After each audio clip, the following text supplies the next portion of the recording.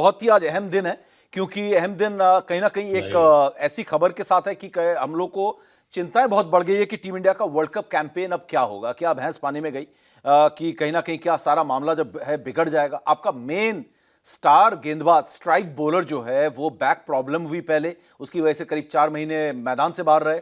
उसके बाद वो आए ऑस्ट्रेलिया के खिलाफ 3 मैचेस की सीरीज में, आखिरी के दोनों मैचेस खेले, एक में 2 ओवर किए, उसके बाद 4 ओवर किए। उसके बाद साउथ अफ्रीका के खिलाफ सीरीज थी, उसमें 3 मैचेस खेलने थे, लेकिन पता पड़ा कि जसप्रीत बुमराह जो है वो तिरुवनंतपुरम गए ही नहीं, टीम के साथ थे ही नहीं, क्योंकि उनके बैक में जो थी दोबारा से थोड़ी सी समस्याएं उभर गई हैं। और उस वजह से बीसीसीआई ने ऐसी कोई बात की कि वो जो है अभी फिलहाल पूरी तरीके से फिट नहीं महसूस कर रहे हैं, तो वो अभी इस पहले मैच में हिस्सा नहीं लेंगे, दूसरे मैच से टीम के साथ जुड़ जाएंगे। लेकिन अब उनकी मेडिकल रिपोर्ट हमारे पास पूरी है, हम बात करेंगे जसप्रीत बुमराह के बारे में, क्योंकि आज शाम को बीसीसीआई ने बताया कि Jasprit Bumrah T20 world cup से बाहर हो गए हैं। और साथ ही उनको एक बड़ी जो चौंकाने वाली और डराने वाली बात की कि उनको स्ट्रेस फ्रैक्चर्स हैं बैक में। स्ट्रेस फ्रैक्चर का इतिहास अगर मैं आपको बताऊंगा तो आप समझेंगे कि कहीं ना कहीं एक बड़ा मेजर इंजरी होती है, खासकर एक फास्ट बॉलर के लिए। मैं ज्यादा समय और खराब नहीं करूंगा इस ग्राउंडर को बताते हुए। हमारे साथ बहुत ही senior orthopaedician doctor L Tomar ji हैं, senior director and unit head हैं orthopaedic and joint replacement surgery Max Super Speciality Hospital Delhi Patparganj से डॉक्टर एल तोमर, और बहुत ही सीनियर डॉक्टर डायरेक्टर भी हैं, और इनसे अच्छा और कोई नहीं हो सकता था जो इस इंजरी के बारे में, इस प्रॉब्लम के बारे में हमें समझाए। सर, दोपहर से हमें हर कोई यही पूछ रहा है डॉक्टर साहब कि ये स्ट्रेस फ्रैक्चर होता क्या है, कैसे होता है? देखिए, स्ट्रेस फ्रैक्चर के मायने ये होते हैं कि रिपीटेड स्ट्रेस की वजह से अगर स्ट्रेन किसी भी लिगामेंट पे या बोन पे ज्यादा पड़ता है, इट में गेट इंजर्ड, और उसकी वजह से स्ट्रेस फ्रैक्चर हो सकता है। जो आप मिस्टर ये जो अभी आपने स्ट्रेस फ्रैक्चर बैक की बात की है जी, जो जो जितनी भी वर्टिब्रल कॉलम में वर्टिब्रा होती है वो लिगामेंट से जुड़ी हुई होती है, और लोअर स्पाइन में लंबर स्पाइन जो लोअर बैक वाला पोर्शन होता है L4, 5, L5, S1 में एक पार्स लिगामेंट होता है which is very thick ligament. तो वो लिगामेंट में अगर रिपीटेड स्ट्रेस की वजह से, रिपीटेड इंजरी की वजह से ये स्ट्रेस फ्रैक्चर हो सकता है, और ये बहुत ही डिसेबलिंग कंडीशन होती है। कई बार ऐसा भी होता है कि ये कंजेनाइटल माने जन्म जाति वहां पे वीकनेस होती है कि उसका डेवलपमेंट ही पूरा नहीं हो पाता है। शुरू में तो कोई ऐसा विशेष फर्क नहीं पड़ता है, लेकिन around the age of 22 years के आसपास बैक पेन रह सकता है। और स्पेशली जब बहुत ज्यादा स्टंटवर्स जॉब हो, एक्सरसाइज वाला जॉब हो, जैसे स्पोर्ट्स पर्सन्स में जहां फॉरवर्ड बेंडिंग ज्यादा होती है और लोअर बैक पे लोड एंड स्ट्रेन काफी ज्यादा होता है, तो वहां पे ये स्ट्रेस फ्रैक्चर होने की संभावनाएं बढ़ जाती है। जी।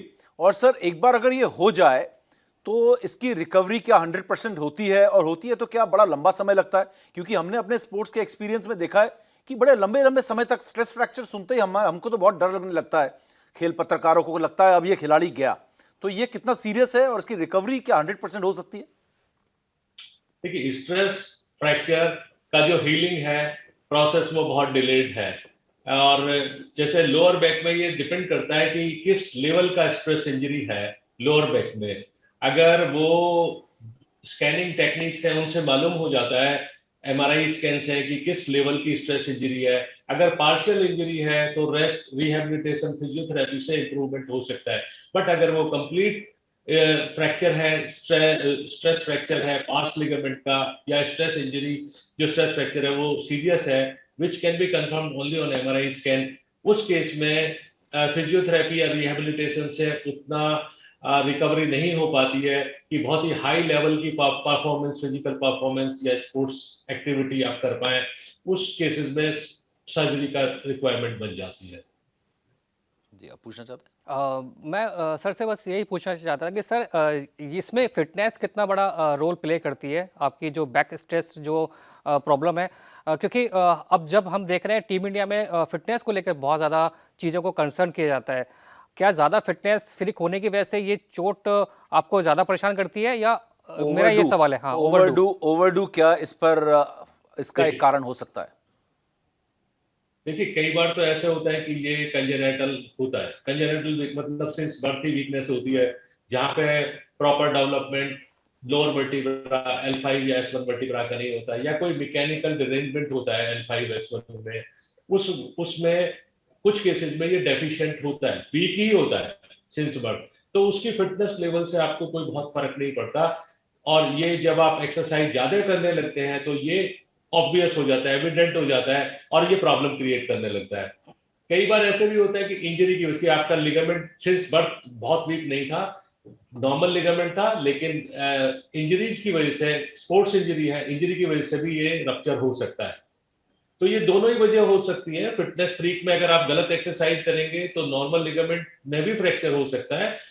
जो स्ट्रेस माने रिपीटेड इंजरी हो रहा है, गलत आप एक्सरसाइज कर रहे हैं और उसकी वजह से इंजरी होती जा रही है। आपने इंजरी हुआ, रेस्ट नहीं लिया, प्रॉपर ट्रीटमेंट नहीं लिया, you kept on playing, kept on doing exercises, तो उसकी वजह से वो स्ट्रेस इंजरी बढ़ सकती है, स्ट्रेस फ्रैक्चर हो सकता है लिगामेंट का, या फिर वीकनेस अगर सिंस बर्थ है तो वो अगर आप नॉर्मल लाइफ लीड करेंगे तो शायद मालूम ना हो, और 35 इयर्स की एज में मालूम पड़ेगा कि वो कुछ ये बैक में प्रॉब्लम है। लेकिन अगर आप हाई परफॉर्मेंस, फिजिकल परफॉर्मेंस वाला जॉब करेंगे, स्पोर्ट्स एक्टिविटी करेंगे या कुछ एक्सरसाइज है, तो that may become evident as early age से 19 इयर्स और 20 इयर्स। सर मैं ये तो आपकी पूरी बातें सुन रहा हूँ सर, ये बोन में फ्रैक्चर्स हैं या लिगामेंट इशू है सर? ये थोड़ा सा समझना चाह रहा हूँ। ये लिगामेंट में इश्यू होता है। जो बैक स्ट्रेस फ्रैक्चर्स होते हैं ओके, बैक में, वो लिगामेंट में होते हैं, जो बेसिकली जो पास लिगामेंट है जो बोन्स को यूनाइट करता है।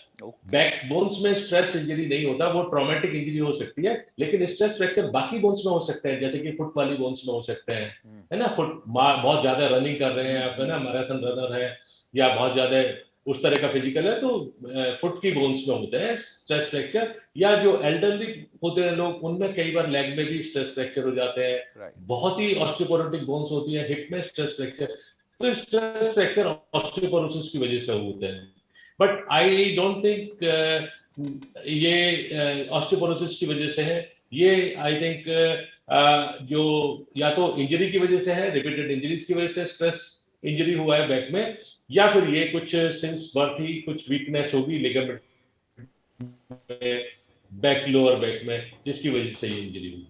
बिल्कुल सर एक और चीज ये पूछना चाह रहा था कि जसप्रीत बुमराह के एक्शन को लेके बहुत सारे बायोमैकेनिक्स के एक्सपर्ट्स, डॉक्टर्स भी ये बोलते हैं उनका जो बॉलिंग एक्शन है वो बहुत ज़्यादा स्ट्रेन उनके नी में और लोअर बैक में लेकर आता है, तो वो डेफिनेटली एक लगातार स्ट्रेस तो उन पे था, लेकिन वो इंजरी हुई, उनको रेस्ट मिला, वो बीसीसीआई के मेडिकल टीम के साथ उन्होंने 4 महीने बिताए और उसके बाद उन्होंने कमबैक भी कर लिया, और कमबैक करने के बाद बता दिया स्ट्रेस फ्रैक्चर।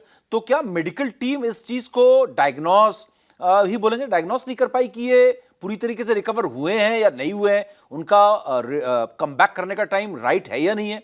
क्या इस चीज को वो गेज नहीं कर सकते थे, पता नहीं कर सकते थे कि बुमराह पूरी तरीके से फिट है या नहीं है पूरा लोड लेने के लिए, कमबैक करने के लिए? देखिए इस पे समीप जी का कमेंट करना थोड़ा बड़ा मुश्किल सी बात है। वहां भी एक्सपर्ट लोग हैं और उन लोगों ने अपना जजमेंट, क्लिनिकल जजमेंट इन्वेस्टिगेशंस के बेसिस पे किया ही होगा। हालांकि ये किया जा सकता है कितना आपको रेस्ट की जरूरत है और क्या ट्रीटमेंट करना है, लेकिन कुछ परिस्थितियों का भी वो होता है कि समय की बात और परिस्थितियों की बात होती है कि किस वक्त कैसा डिसीजन लेना है। आई थिंक हमारे पास we have enough investigation technique और इनफ एक्सपर्टाइज टू डिसाइड कि अगर स्ट्रेस इंजरी कितना रेस्ट लेना है, क्या ट्रीटमेंट करना है, और जिस इंडिविजुअल को ये इंजरी हुआ है वो कितना स्ट्रेन दे सकते हैं बैक को, कि अदरवाइज दी जो स्ट्रेस इंजरी है उसका जो क्वांटम वो बढ़ सकता है, एंड आपका डिसेबलिंग कंडीशन भी हो सकती है कि आप बिल्कुल ही खेल ना पाए, थोड़ा जल्दबाजी करने के उसमें अगर पूरी हीलिंग नहीं हुई है, ज्यादा हीलिंग होगी तो आप बिल्कुल ही ना खेल पाए, तो ये भी हो सकता है। बट आई थिंक उसका ट्रीटमेंट पॉसिबल है और ऐसा नहीं है कि वो खेल ही नहीं पाएंगे, शायद खेल पाएंगे। देखो वहाँ पे पकड़ो कैच जीतो मैच, ये तो हर कोई जानता है। लेकिन क्रिकेट की हर खबर हम आपको बताते हैं India TV cricket YouTube channel पर। सब्सक्राइब करें, बेल आइकन दबाएं और जुड़े रहें India TV cricket YouTube channel के साथ। Beautifully played.